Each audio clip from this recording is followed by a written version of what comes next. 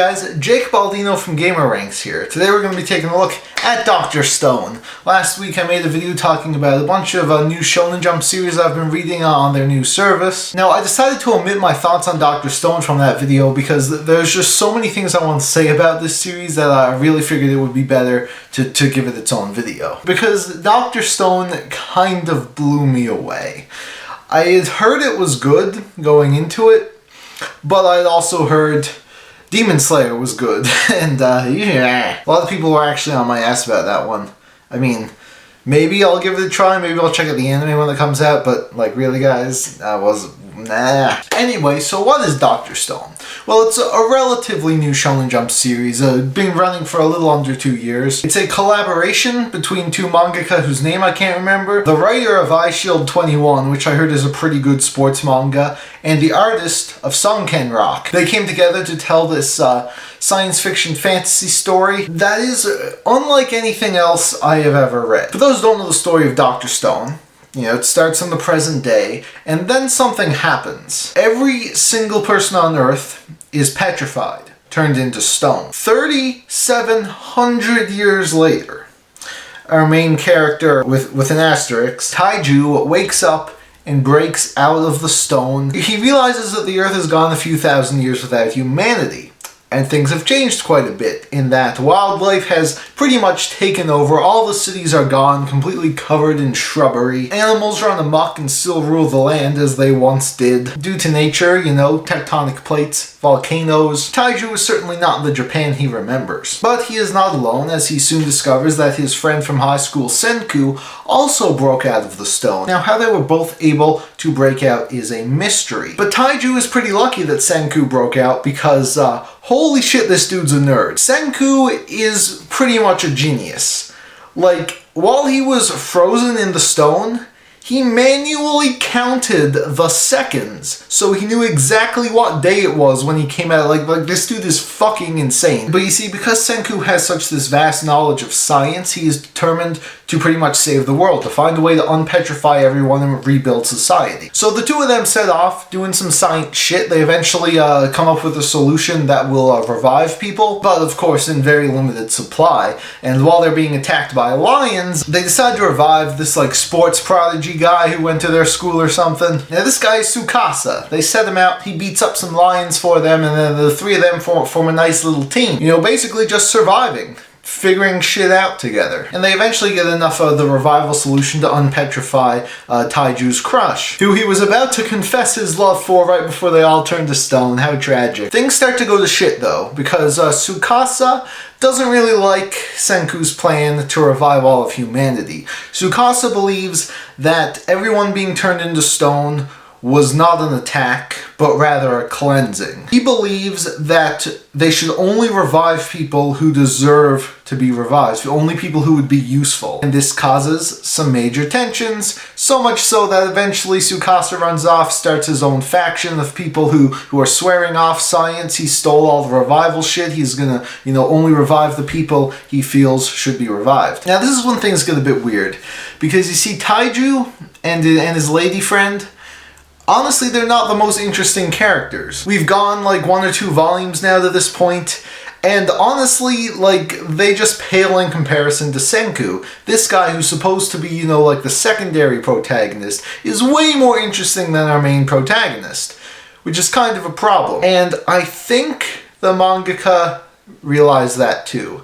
I don't know if it was because the manga was failing at first, readers weren't very interested, or if they just realized that, you know, Taiju kind of sucks. And I've never really seen this done in a manga before. They kind of ditch his ass. Now, I didn't actually have a huge problem with Taiju. I mean, he was kind of boring, but I felt like there was definitely room for his character to be grown upon, but because he's kind of dumb, he just follows everything Senku says. Like, obviously Senku was a much better character. So the writer comes up with a way to get rid of Taiju, not write him out of the story, but just find a way where we can just focus on Senku. And honestly, it's pretty smart, and I'm really happy they did it. But it's still kind of weird. I don't know. Like you spend all this time focusing on this one character, and then you just kick him out. And like, he didn't die or anything, he's still in the story, just has a much, much smaller role. It's weird, I don't really know how I feel about it. It's something that I don't think I will have a concrete opinion on until like we've gotten much more of the series and we've gotten to see Taiju more. But like I mentioned, I do enjoy where the series went after this, because holy shit, if it's not amazing, I don't know what is. So now Senku is on his own, and he's left to survive with all the science knowledge he has. Tsukasa is off on his own, swearing off science, reviving a bunch of brutes, building an army, and Senku realizes that he's going to need allies, but he doesn't know where to find any. As luck would have it though, he comes across a village of people who have been living here for a very long time, yet they have no knowledge of what the Earth used to be like. Now, how this village came to be when everyone turned into stone, it remains to be revealed. You'll have to read for yourself. And this is when he vows to recreate civilization from the ground up. And this is when things get fucking crazy. So that's right, Dr. Stone is ultimately about the recreation of modern civilization from the Stone Age. The twist is that our main character knows everything about everything. He's the fucking Japanese Bill Nye over here. And it's such a cool idea. It's so unique and clever. Just imagine, it took humanity millions of years from the Stone Ages to get to where we are now. You know, hundreds of thousands of years of experimenting and inventing and discovering new things. You were to go back in time to the Stone Ages with all of humanity's knowledge. How would civilization develop differently? And that's what Dr. Stone is about. I can't get over how genius this idea is. You know, Senku is introducing all of these concepts to these villagers who have no clue what the fuck he's talking about. Now, they have been here for hundreds of years. They figured some stuff out, like clothes and wood and cooking and shit. But Senku comes in, he's like, hey, you know what you guys need? You need some iron. Let's go find some iron. You need some electricity. Let's go make a light bulb. Want some ramen? Let's cook up some ramen. He uses science to do all of these modern things in the Stone Age. And it's so great because it's all accurate science. Like, everything Senku does is a real thing that you can do, and what humanity could have theoretically been able to do back then if they had the knowledge. Now, it is very, very focused on the science, a lot of big words, but the series is just so fun that you're very invested in it. There's a lot of adventure elements, you know, people having to go on quests to find resources. A lot of fun characters. I've only been talking about Senku really, but there's a ton of other village characters that are really great, people who take interest in Senku's work, who want to become like him, who grow a lot. You know, when he first takes his science into this village, people are like, what the fuck, you're a witch, get out of here. But seeing them slowly start to warm up to the benefits of science is really, really awesome. One thing this reminds me of, it's a bit of a weird comparison,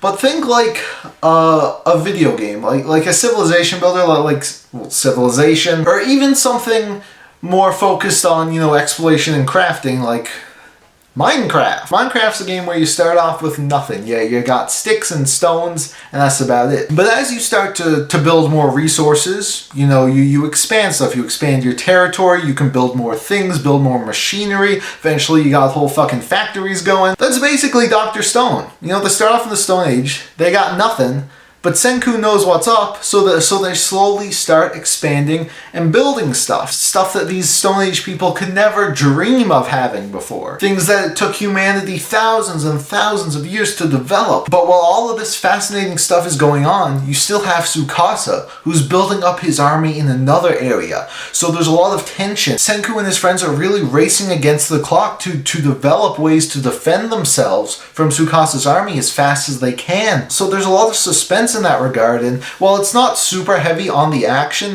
scenes that do happen are very intense and fantastic. Speaking of fantastic, holy shit is this art phenomenal. Now, I was familiar with Sunken Rock's art before.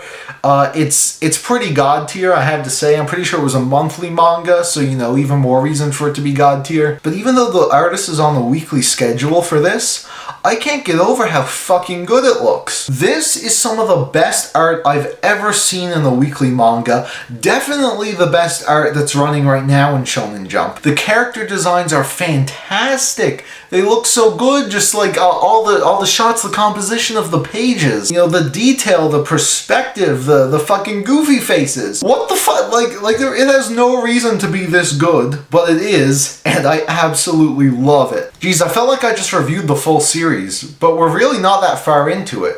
We're only about 90 chapters in, which for, like a Shonen Jump series, isn't really that much. I could really see this going on for years to come, and I honestly cannot wait. If you have read Dr. Stone, I'd love to hear your thoughts on it in the comments below, but if you haven't, I really hope this video encourages you to check it out. Of course, you can read it on the Shonen Jump service. It's only $2 a month. You get some high quality translations, but they've also been releasing the volumes in English. I believe the first 3 are out now, so you can also go pick those up. There is also an anime coming out in the summer, which I'm very excited for. I think it's going to be really, really massive, and I just can't wait for more people to get into Dr. Stone because it's truly something fantastic. This and Promised Neverland are some of the most unique, just amazing shonen series we've gotten in years. It's honestly a great time to be a shonen manga fan. So with all that being said, thank you so much for watching, and I will see you in the next video where we're going to be taking a look at some of those new spicy anime shows that are coming out. What's up with those? We got oh no! Oh no!